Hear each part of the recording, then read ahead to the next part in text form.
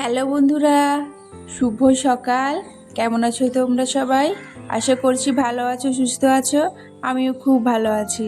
আমি কাজল, আর কাজল অঙ্কিতা লাইফস্টাইল ব্লগে তোমাদের জানাই সবাইকে ওয়েলকাম আর অনেক অনেক ভালোবাসা। তো আজকের আকাশটা বেশ ভালো আছে আর অনেকটা পরিষ্কার আছে, মেঘলা তো আপাতত এখন করেনি। তো চলো তার আগে নিচে যাই, নিচে গিয়ে একটু নিজে ফ্রেশ হয়ে তারপরে এখন চলে এসেছি দেখো রান্নাঘরে। আর রান্নাঘরটা যেহেতু বেশি নোংরা হয় জানো, তো এই জন্য ভাবলাম কি আজকে রান্নাঘরটা পুরোটা পরিষ্কার করে নেব। তো সার্ফের জল দিয়েই পরিষ্কার করছি। তো সার্ফের জল দিয়ে দেখো দেওয়ালগুলো পুরোটা মুছে নিয়েছি। যেহেতু আমাদের অল্প করে এখানে বসানো হয়েছে পাথরটা, তো এখানে অল্প করেই রয়েছে, এটা হচ্ছে টালির ঘর, টালির ঘরেই করা হয়েছে রান্নাঘরটা। তো চলো এটা ঝটপট করে পরিষ্কার করে নিয়েছি ওপরেরটা, আর গ্যাসটাকেও মুছে নিয়েছি। আর এইদিকে দেখো আমি নিচেরগুলো মুছে নিয়েছি। আর রান্নাঘরটা যেহেতু আমাদের ছোট, আর ছোট জায়গার মধ্যে রান্নাঘর তো একটু অসুবিধা হয়, তবে ঠিক আছে, তবে মানিয়ে নেওয়াটা অনেক তাই না। তো এদিকে দেখো আমি যেগুলো ছিল সেগুলো মুছে নিয়েছি। আর দুদিন ধরে এত তেল তেলে ছিল, তো এই জন্য আর কি মুছলাম ভালো করে। তো মোছার পর আর এখন ওই দেখো চা বসিয়ে দিয়েছি। তো ওই চাটা কার জন্য করা হয়েছে বলো তো? তো চলো তোমাদেরকে দেখাই। আর এর আগে শ্বশুরমশাই উনুনে একাই চা করে খেয়ে নিয়েছেন, এই জন্য আর শ্বশুরমশাইয়ের জন্য চা করলাম না। বললো যে এখন আর খাবে না, আমি করে খেয়েছি। তো তারপরে দেখো এটা হচ্ছে কার জন্য, তো চলো তোমাদেরকে দেখাই। এটা হচ্ছে একজনের জন্য। তো কার জন্য? এটা হচ্ছে আমার মেয়ের জন্য। ও ঘুম থেকে উঠেই বলছে যে মা চা খাবে। তো যাই হোক, তো ওকে যদি চাটা না দিই তাহলে আর আমাকে কোনো কাজই করতে দেবে না। আর হরলিক্স বানিয়ে দিচ্ছি, ও বলছে খাবে না। তো অনেক কিছু দেওয়ার চেষ্টা করছি, ও কিছুতেই খাবে না, শুধুই বলছে চা খাবে। তো বললাম ঠিক আছে, চা যখন খাবে তাহলে চা খাওয়া, আর কি করা যাবে। তো অল্প করে চা দিয়েছি, আর ওর সাথে আবার জল দিয়ে দিচ্ছি যাতে ও বুঝতে না পারে। আর এইদিকে দেখো আমি বসিয়েছিলাম হচ্ছে ভেন্ডি আর আলু ভাজা, আর ওইদিকে তো বসিয়েছি হচ্ছে ভাত, যাতে রান্নাটা কমপ্লিট হয়ে যায় তাড়াতাড়ি। আর দুপুরের মধ্যে না এখন বৃষ্টিও পড়ছে, আবার এদিকে যদি দুপুরে বেশি দুপুর হয়ে যায় আবার গরমও পড়ছে। এই জন্য না রান্নাবান্নাগুলো আমি চেষ্টা করছি সকালে তাড়াতাড়ি করে কমপ্লিট করার। আর এদিকে তো আমার ভেন্ডি ভাজা হয়ে গেছে, আর আমি করবো হচ্ছে ডাল। তো এখানে না দুটো আম ছিল, তো ওই আমটা আগে কেটে সকালের টিফিনটা আগে খেয়ে নিই। আর ওদিকে আমি ডালটা আর ভাতটা না বসিয়ে দিয়েছি। আর এই আমটা না আমাদের বাড়ির পাশে একজনের গাছ রয়েছে, তো ওরাই আমাদেরকে দিয়ে গেছে কিছুটা আম। আর আমার হয়তো ভয়েসটা শুনতে একটু অসুবিধা হচ্ছে, কারণটা কী বলতো, আমার দাঁত উঠছে মনে হয়। ওই দাঁত ওঠার কারণে না মুখটা এতটা ফুলে গেছে, এক সাইডে একটা পাশের এই যা চোয়ালটা ভীষণ অসুবিধা হচ্ছে গো।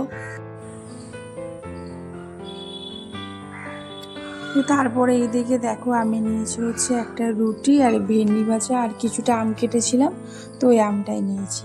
যেহেতু দাঁতের ব্যথা বললাম, তো এই জন্য না একটা রুটিটা খাবো না, হাফই খাবো। তো সকালে টিফিনে যদি কিছু না খাই তো সকালে তো খিদেই পাবে। আর সেই আমরা খাই হচ্ছে আর 3টে নাগাদ, এই জন্য আর কি সকালে টিফিনটা তো আগেই করতে হয়। তো তার জন্য দেখো আমি হাফই নিয়েছি আর হাফ রেখে দিয়েছি, খেতে পাচ্ছিলাম না। আর আমটা যেহেতু নরম ছিল বেশি, এই জন্য একটু আমটাই খেলাম।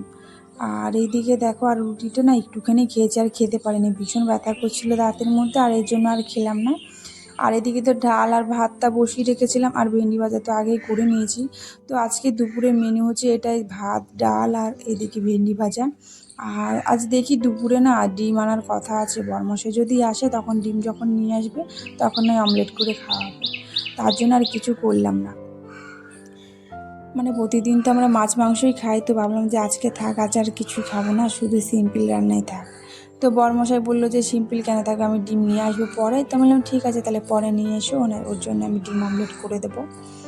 আর এদিকে দেখো আমার রান্না বান্না তো সব কমপ্লিট রান্নাঘরে। আর এখন চলে এসেছে হচ্ছে কলপারে কিছু বাসন কুসন ছিল, সেগুলোই ধুয়ে নিয়েছি। আর ধুয়ে একবারে তুলে দিচ্ছি হচ্ছে র্যাকের মধ্যে। আর র্যাকের মধ্যে তো জানো, যদি না তুলে আবার আমার মেয়েরা সব আছে, ওরা দুজন মিলে খেলা করবে, আবার নোংরা করবে, নাহলে আবার এক্সট্রা ধুতে হবে। এই জন্য আর কি একবারে ধুয়ে এবার র্যাকের মধ্যে তুলে দিয়ে আসলাম। আপাতত এখন রান্নাঘরে কাজ কমপ্লিট, আর এখন চলে এসেছি ঘরে। আর বরমশাইকে খেতে দিয়েছিলাম, তো খেয়ে চলে গেছে হচ্ছে কাজে। আর এখন দেখো বিছানাটা আমি চেঞ্জ করে নেব, তো ওই জন্য দেখো তুলে নিচ্ছি। আর বিছানাটা আমি হচ্ছে 2 দিন পেতেছি, আর মেয়ে হচ্ছে বাথরুম করে দিয়েছি। এই জন্য আবার চেঞ্জ করতে হচ্ছে। আর মেয়ে যেহেতু বাথরুম করে, ওকে মাঝখানে শোয়ানো হয়, এই জন্য দেখো মানে প্লাস্টিকটা দেওয়া রয়েছে। তাহলে কী হয় বলো তো, মানে যাতে মানে বাথরুম করলে না মানে নিচে যাতে না পড়ে, বিছানার মধ্যেই থাকে।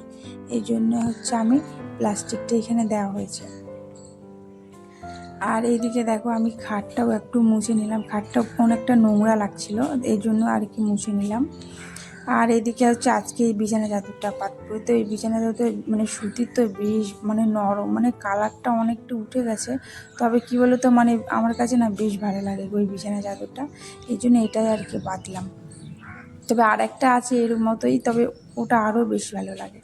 তো মানে যে দেখবে পুরোনো জিনিসের মানে ব্যাপারটা আলাদা রকম, তাই না? সে যেমনই হোক না কেন, মানে আমার একটা বিয়ের বিছানা চাদর রয়েছে, ওই বিছানা চাদরটা মানে এতটা ভালো লাগে, মানে ছিঁড়ে গেছে জানো তো, তবুও মনে হয় কি আরও মানে পেতে রাখি।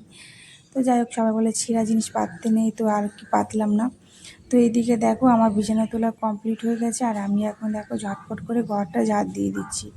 আর বাইরে না একটু মেঘলা করেছে আরও, মানে এখন যেহেতু বর্ষার সিজন, তো এই জল হচ্ছে মানে এই বৃষ্টি পড়ছে, এই মানে রোদ দিচ্ছে, মানে কিছু করার নেই। তো জামা কাপড় কিছুটা আবার ধোয়ার আছে, ওগুলো আবার ধুয়ে মেলতে হবে। আর আজ যেহেতু দুপুরে ভয়েসটা দিচ্ছি না, ভীষণ অসুবিধা হচ্ছে গো। রাত্রেবেলা ভয়েসটা দিলেই বেশি ভালো হয়, কারণ রাত্রেবেলা কোনো প্রবলেম হয় না, আর দুপুরবেলা না কাকের শব্দ, সাইকেল গাড়ি ঘোড়ার না প্রচণ্ড অসুবিধা হয়। তো যাই হোক, তোমাদের আজকের ব্লগটা কেমন লাগলো সেটা কিন্তু অবশ্যই কমেন্ট করে বলো। আর যদি ভালো লাগে অবশ্যই চ্যানেলটাকে একটা লাইক করে সাবস্ক্রাইব করে দিও, আর আমার পাশে থেকো। আর যদি আমি কিছু ভুল কথা বলে থাকি তো অবশ্যই আমাকে ক্ষমা করে দিও।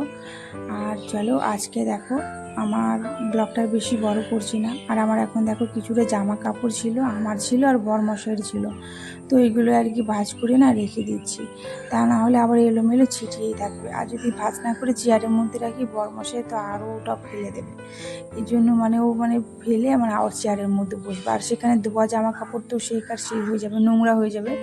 এই জন্য ভাবলাম কি আগে পরিষ্কার করে একবারে মানে শোকেসের মধ্যে ধুয়ে মানে গুছিয়ে রেখে দিই।